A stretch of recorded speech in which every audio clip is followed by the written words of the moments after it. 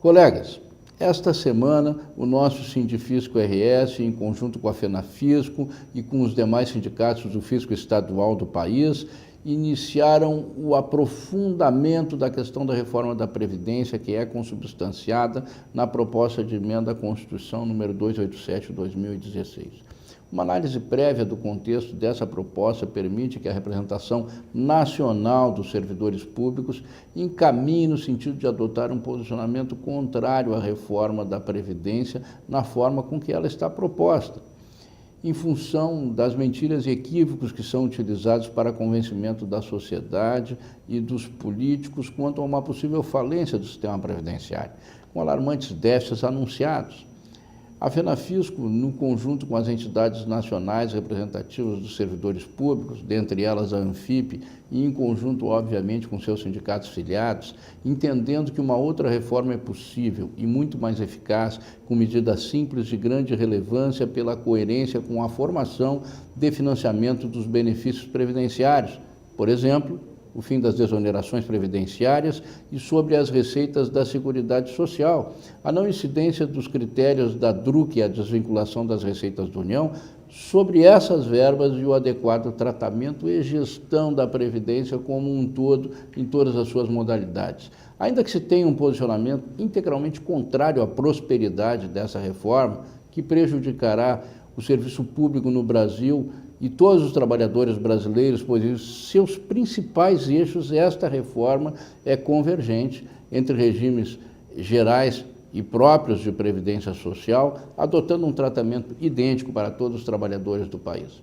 Apurou-se que são 5 eixos, os da PEC 287, que demandam adequações indispensáveis caso ela venha a prosperar. O primeiro deles trata das regras de transição. Essas dispensam um tratamento injustificável aos trabalhadores que já encontram-se no sistema previdenciário, segregando-os em 2 grupos pela idade.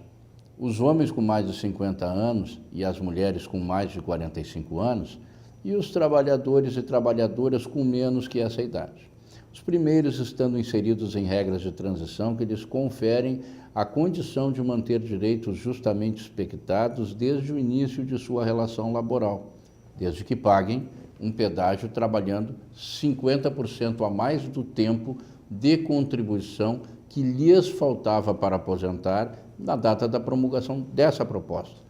E os segundos,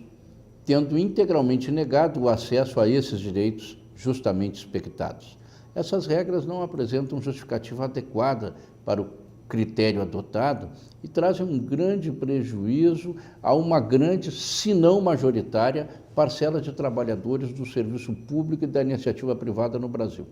Outro eixo é o tempo de contribuição, que se afigura absurdo em relação à expectativa de vida no nosso país. O tempo previsto para obter a aposentadoria com integralidade das médias de contribuição está na casa dos 49 anos, o que exigiria que um trabalhador iniciasse a contribuição ao sistema previdenciário aos 16 anos de idade para obter a condição de aposentadoria plena aos 65 anos de idade, sem nunca ter rompido sequer por um dia o vínculo de trabalho. Isso parece bastante utópico em termos do nosso Brasil. O outro eixo é a idade mínima, que a proposta altera para 65 anos de idade, ignorando diferenças naturais entre sexo masculino e feminino, ignorando também que a média de vida dos brasileiros atualmente é de 74 anos de idade e que estudos indicam que, no pleno gozo da integralidade de suas funcionalidades físicas, essa média de fato não ultrapassaria algo em torno de 66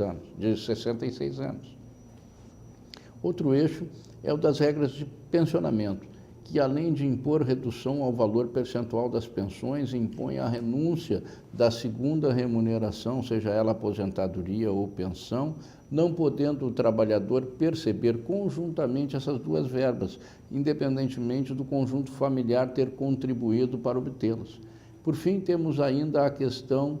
das aposentadorias especiais, cujo tempo de atividade para atingi-las é relevantemente reduzido pela proposta, bem como as atividades são restritas a pouquíssimas e específicas, deixando de considerar a necessidade de compreensão da natureza dessas atividades que demandam pela aposentadoria especial e da variação do grau de insalubridade, periculosidade e risco envolvido em cada uma delas.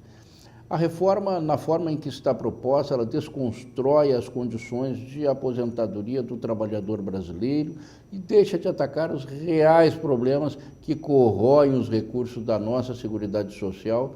que ainda hoje é, de fato, superavitária no nosso país. Prosseguimos mobilizados na busca de um bom diálogo com os parlamentares para rejeitar essa proposta que a nós parece desvinculada dos reais interesses nacionais.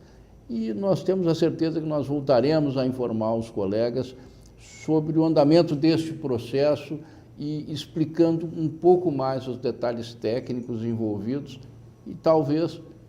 com algum avanço político dentro das nossas convicções.